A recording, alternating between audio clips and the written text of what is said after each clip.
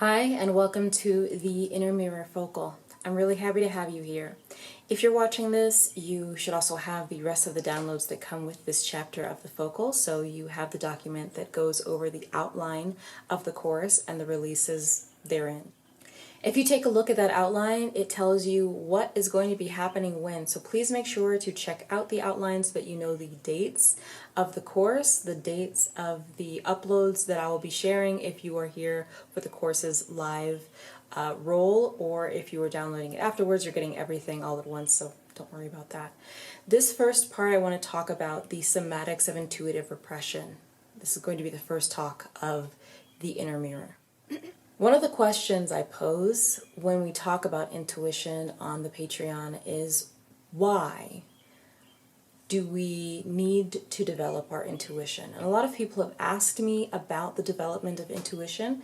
We talk about what are some things you can do to make your intuition sharper, what are some things you can do to, give you more access to these extrasensory perceptions, right, that clue you in on things that are happening around you or at different times and a different realm. And one of the things that I say is that it isn't so much that intuition needs to be developed. Not to say it never does, but it's not so much about developing your intuition. It's more about getting into the places that you have been repressing your intuition.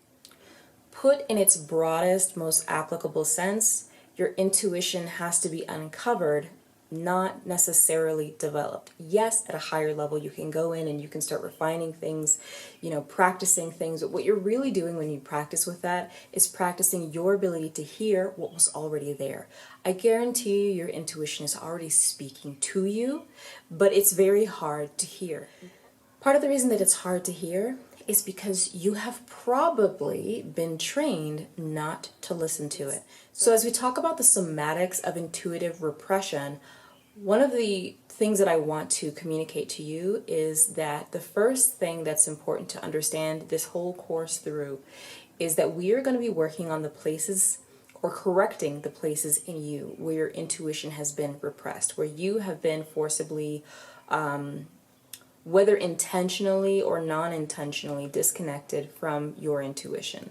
Because intuition and higher level senses, those are just birthright to being born as a human being. Those are just literally part of what you should have access to. There is such a huge introduction in the world. When we start raising kids, for instance, we tell you about touch and taste and smell and sight and hearing, and then we just kind of end things there. And the reality is it's normal for human beings to have more senses than that. And one of the things that I deeply believe in when I do spiritual work and when I do spiritual teaching is to demystify a lot of things. Now, there are certain things that need to be mystified to keep them away from people who are not ready to access them. But something like this, I don't think is included in that. And the reason that I think this is also important is that when things become too mystified, they are not normalized. When they're not normalized, it becomes harder for us to access or relate to them because they seem like they are not related to our mundane existence. And that also gives us more reason to doubt. And doubt is a great enemy of intuition. So back to the original point.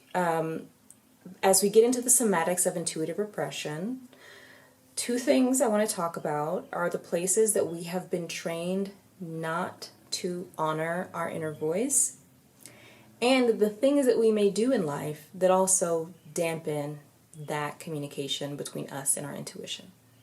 So the first thing that I want to talk about is the fact that we, the great many of us, the majority of us, probably anybody watching this, do not live in a society that is wholly healthy.